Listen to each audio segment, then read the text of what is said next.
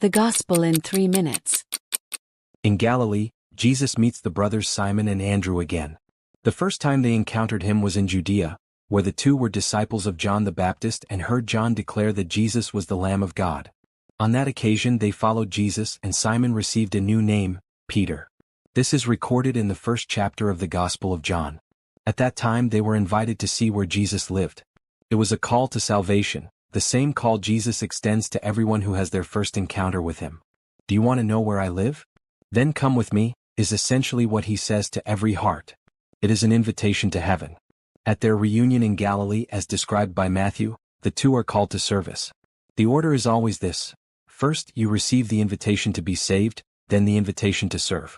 First faith, then works. First the forgiveness of sins, then the fruit of faith. First heaven, then earth. Simon and Andrew were fishermen, and Jesus called them to become fishers of men. All they had to do was follow Jesus. The training and power to transform them into fishers of men would come from God, not from a theological school or anything like that. It would not be fishing with nets. They left those behind.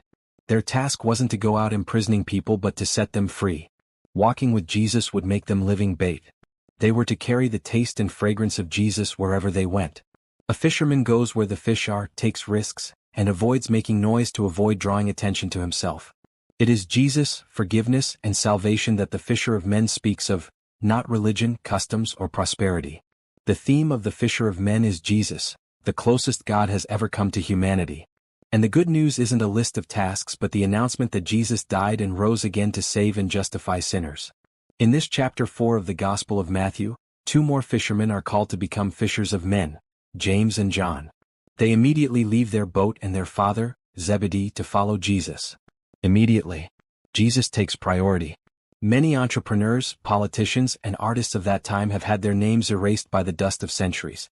The names of the fishermen Peter, Andrew, John, and James remain only because they had an encounter with Jesus and were called to proclaim the good news of salvation, which is what the word gospel means. This encounter has eternal consequences. Have you been caught? Have you been called?